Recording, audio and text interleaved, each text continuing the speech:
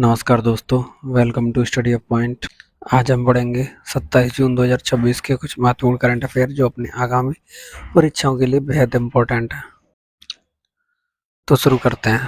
पहला प्रश्न है, प्रत्येक वर्ष 27 जून को दुनिया भर में अंतर्राष्ट्रीय एमएसएमई दिवस इंटरनेशनल एमएसएमई डे मनाया जाता है। वर्ष 2026 के लिए इस दिवस का वैश्विक थीम क्या रखा गया है? तो इसका सही उत्तर है leveraging MSME for sustainable development. MSMEs के वैश्विक योगदान को सराहने और सतत विकास लक्ष्यों को गति देने के लिए संयुक्त राष्ट्र द्वारा 27 जून को यह दिवस मनाया जाता है। संयुक्त राष्ट्र महासभा ने अप्रैल 2017 में इस दिवस को मनाने की घोषणा की थी।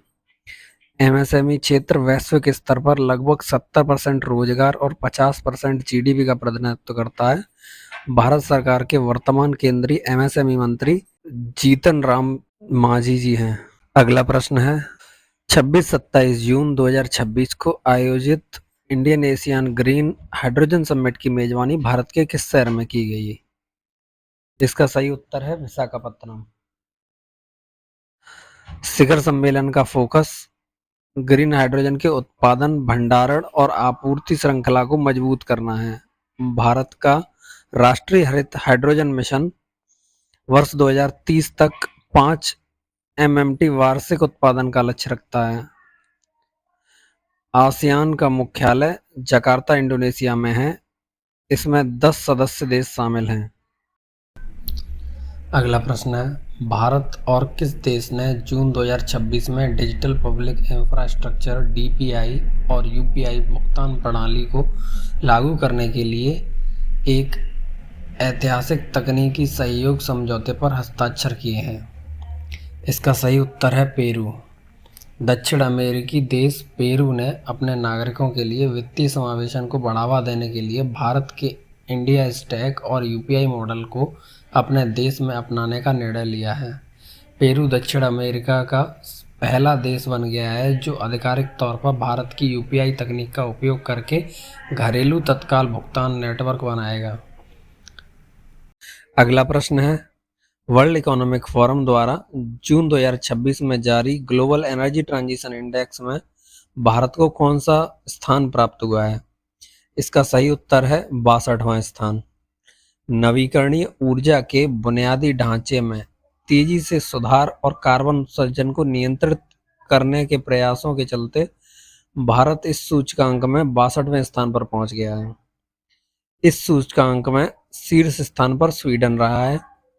यह सूचकांक देश को उनकी ऊर्जा प्रणालियों के प्रदर्शन, सुरक्षा, पर्यावरणीय स्थिरता के आधार पर मापता है। वर्ल्ड इकोनॉमिक फोरम का मुख्यालय कोलोन, स्विट्जरलैंड में है। अगला प्रश्न है, केंद्रीय जहाजरानी और जलमार्ग मंत्रालय के अनुसार भारत के किस प्रमुख बंदरगाह पर देश का पहला फुली ऑटोमेटेड कंटेनर टर्मिनल चालू किया गया है? इसका सही उत्तर है जवाहरलाल नेहरू पोर्ट टर्मिनल। मुंबई ने लॉजिस्टिक क्षमता बढ़ाने के और जहाज़ों के टर्न अराउंड समय को कम करने के लिए पूरी तरह रोबोटिक और AI संचालित कंटेनर टर्मिनल का परिचालन किया है। जवाहरलाल नेहरू पोर्ट टर्मिनल भारत का सबसे बड़ा कंटेनर पोर्ट है, जिसे पहले न्हावा सेवा बंदरगाह के नाम से जाना जाता था।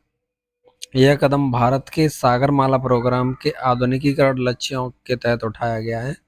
भारत का लक्ष्य 2030 तक वैश्विक समुद्री व्यापार लॉजिस्टिक इंडेक्स में शीर्ष 5 देशों में शामिल होना है। अगला प्रश्न है, जून 2026 में भारतीय नौसेना और इंडोनेशियाई नौसेना के बीच द्विपक्षीय समुद्री अभ्यास समुद्र शक्ति 2026 कहाँ आयोजित किया गया? इसका सही उत्तर है जावा सागर। इस अभ्यास में भारत की ओर से स्वदेशी स्टील्थ फ्रिगेट INS सह्याद्री और P-8I समुद्री गश्ती विमान ने भाग लिया। इंडोनेशिया की राजधानी नौसंतारा है, जिसे जकार्ता के डूबने के खतरे के कारण बदल दिया गया है। भारतीय नौसेना के प्रमुख वर्तमान में एडमिरल दिनेश कुमार त्रिपाठी हैं। अगला प्रश्न है, केंद्रीय पर्यावरण मंत्रालय द्वारा जारी रिपोर्ट के अनुसार भारत के किस राष्ट्रीय उद्यान में पक्षी गणना 2026 के दौरान पक्षियों की 35 नई दुर्लभ प्रजातियों की खोज की गई है? इसका सही उत्तर है काजीरंगा राष्ट्रीय उद्यान, असम। काजीरंगा राष्ट्रीय उद्यान मुख्य रूप से एक सींग वाले गैंडे के लिए दुनिया भर में प्रसिद्ध है। इसे वर्ष 1985 में यूनेस्को द्वारा विश्व धरोहर स्थल में शामिल किया गया था। यह राष्ट्रीय उद्यान असम में ब्रह्मपुत्र नदी के किनारे स्थित है। अगला प्रश्न है, उत्तर प्रदेश सरकार ने जून 2026 में राज्य के युवाओं को रोजगार परक बनाने के लिए किस जिले में राज्य के पहले अत्याधुनिक ड्रोन विनिर्माण तथा प्रशिक्षण केंद्र को मंजूरी दे दी है? इसका सही उत्तर है कानपुर। कानपुर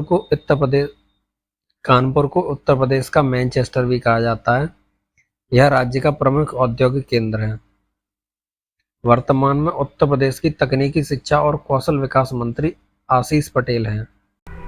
अगला प्रश्न है, भारतीय स्टेट बैंक ने जून 2026 में अपने ग्राहकों को बिना इंटरनेट के भी छोटे मूल्य के डिजिटल भुगतान की सुविधा देने के लिए कौन सी नई तकनीकी सेवा शुरू की है?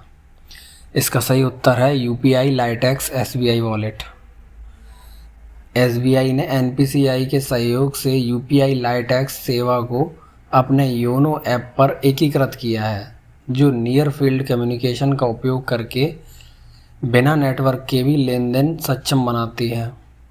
यूपीआई लाइट की वर्तमान सीमा 500 रुपये प्रति ट्रांजैक्शन और कुल वॉलेट सीमा 2000 रुपये है।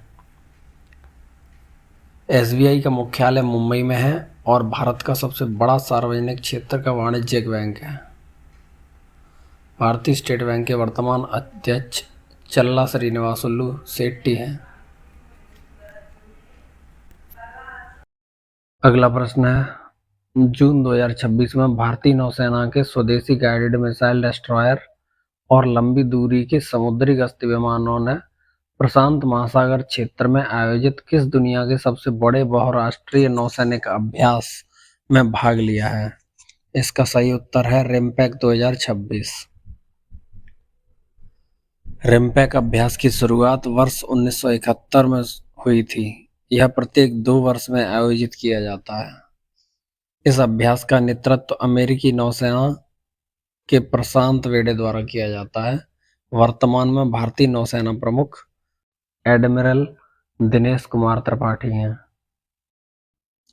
अगर आपको वीडियो पसंद आई हो तो वीडियो को लाइक करें और स्टडी पॉइंट चैनल को सब्सक्राइब करें। धन्यवाद।